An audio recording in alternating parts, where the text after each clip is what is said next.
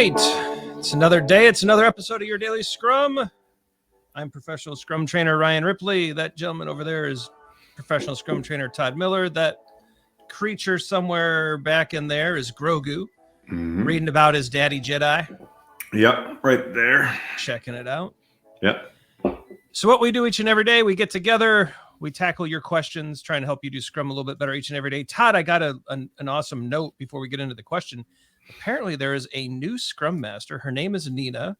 What's up, Nina? And apparently she's using these episodes to level up as a Scrum Master. Sweet. What's up, Nina? Thanks for checking it out. Yeah, and thanks for letting us know about that. It's awesome that you're in the community, and we hope to see you in the comments below. And I'm sure, since Nina is such a fan, that she has also liked and subscribed, unlike 40% of you who are watching right now. Right, Todd? We watch that. We see the analytics. We do. So be cool like Nina. Like and subscribe. Leave us some comments. Drop your questions. And yeah, maybe your questions will turn into a video. It's likely. It's very likely. Yeah, this one's a theme. We've got a theme of these questions. We probably have 4 or 5 different derivations. I said it the fancy way. Derivations of Where this do you question. get derivations? How can devs make their work transparent while remote? This is a big thing, right? We're all working remote. We're trying to keep our work transparent. Basically, Todd, what I read into this, and you can kind of back out of this if you don't agree, is that we're all trying to collaborate remotely. How do I know what you're doing? How do you know what I'm doing? And how do we make sure we're all kind of building towards the same thing, right? Yeah. So I wonder, the first thing that comes to my mind with this question is to whom, since you're using fancy words. To whom are you trying to be transparent, Todd? Yeah. That's what I think of, right? To whom, because there's a lot of aspects of this. Are they trying to be transparent within themselves as developers? Yeah. Are they trying to be transparent between developers and the product owner, developers and the Scrum Master, the Scrum team, between the developers and managers, developers and stakeholders? Like, who are they trying to be? Because I think that to what we always say is transparency means it's well understood. And I think the understanding of that has varying levels, right? And I don't think there's a one size fits all approach to make that work transparent for everybody that I just named there. Let's start with the Scrum team. I think that's a good place to start. And I don't know if we're going to get to every single aspect. But what I have found, Todd, while working with and talking to some teams that are remote, they're trying to use the same tools that they would use if they were together. And to me, this is kind of an interesting situation. I know that there are some online code editors out there where people can work together, they can collaborate, they can pair program a lot easier. I'm really interested in seeing those things take off, right? If you want your work well understood, you need to be able to share your work and collaborate around work. And I'm not sure that Zoom and sharing a screen is the best when you can have 2 people working on code at the same time. And so I think there's some tooling things here that can really help keep work transparent, that enables the kind of collaboration that creates a status or a well understood situation on a team. I'm also seeing a heavy reliance on Jira, Rally, Azure DevOps, Trello, and they're trying to keep the progress of their work transparent that way. And those tools have really taken a prominent stance. But we're also seeing a huge uptick, I think, as well in like Mural and Miro, and even like there's some Google Spaces, and so I'm seeing a huge like shift in the tooling on the teams that's kind of facilitating this. What are you seeing? So I mean, we're big proponents of having. Back in the old days. When we were kids. Well, pre-pandemic though, I mean, I'm huge advocates of making work well understood by having a visual representation of it somewhere, right? Now, not a sprint burn down chart. That's not what I mean by that. Those are stupid. But what I'm saying is like a place like Mural, a place like that where you can have your sprint goal. Right? Was I too strong in my language for sprint burn down chart? Okay, good.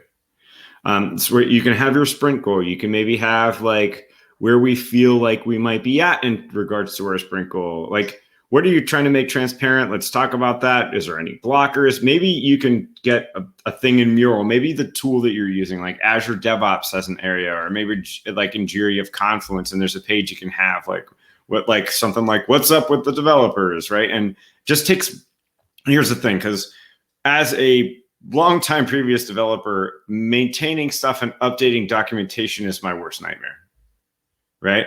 But if it's just something I can do at the beginning of the day, halfway through the day, or at the end of the day, last thing I do when I'm getting ready to turn the lights out is update where I'm at, make sure that everything's updated. I think it's all good. So I like the path and seeing teams create some kind of visual representation in a tool like Miro or Mural, and making it simple, making it easy to understand, and kind of going from there. But it's only as good as when it's updated. So yeah, Todd, you know what I want to see? I want to see teams in a retro, or maybe it doesn't have to be a retro, maybe just some kind of event. I want to see them put their product backlog up in the middle of a board, whether it's we could do this in Mural real quick. We do it in Mural. And I want them to decide, how do we understand this at the best we can as a remote team? And I want them to brainstorm some ideas. Are we going to do product backlog refinement more frequently because we're apart? Are we going to use different tools to facilitate that? Are we going to work with the product owner? Are we going to have product owner office hours where we know we can jump into a Zoom room and find that product owner?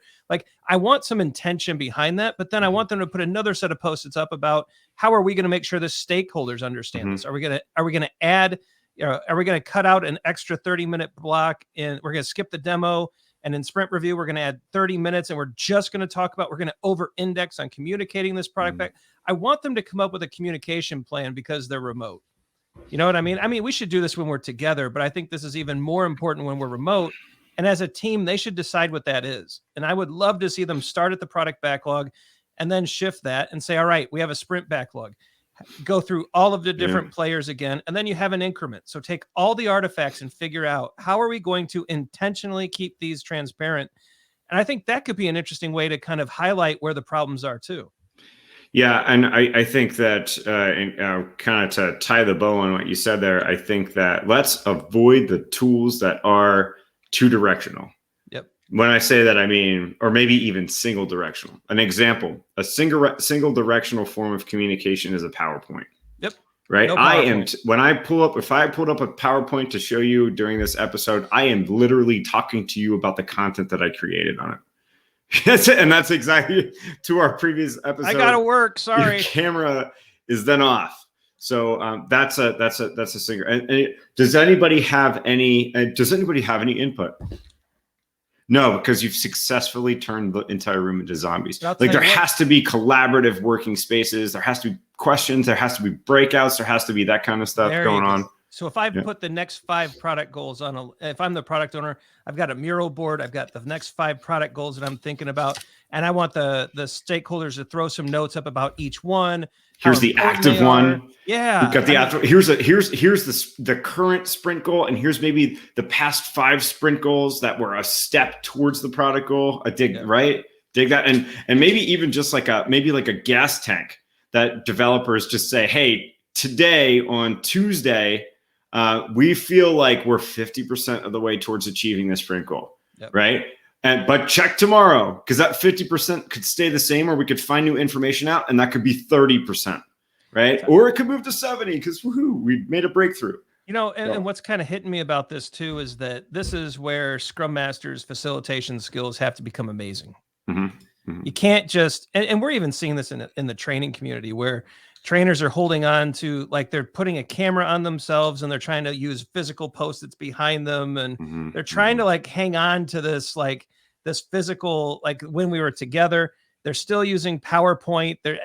That stuff's gone, right? You've got to get collaborative. You got to use tools like Mural, Miro, Jamboards. There's a bunch of tools that do this. Even I think even what Trello could be interesting, but you've got to get people in breakouts. You got to start leveraging training from the back of the room, liberating structures, different ways of engaging people, because this is not a passive medium. If you don't have people actively engaged online with the cameras on, you're not going to learn anything, and they're not going to learn anything, which means transparency is busted.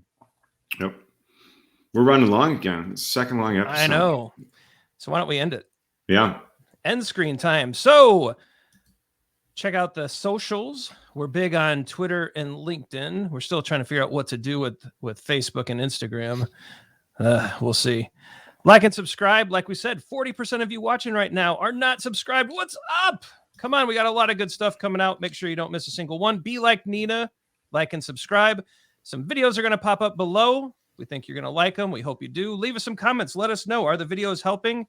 Do you have a question you want us to answer? We're more than happy to, as you can see, talk about all Agile topics that are important to you. So let us know in the comments. For Todd Miller, I'm Ryan Ripley. Go forward, do some good things. Engage with your remote teams. Don't bore them to death with PowerPoint. Actually come up with some great structures and ideas to get everybody involved, get everyone's input collected so that they actually feel like they got something valuable out of the meeting. All right, go forward, do some good Scrum things. We'll see you tomorrow.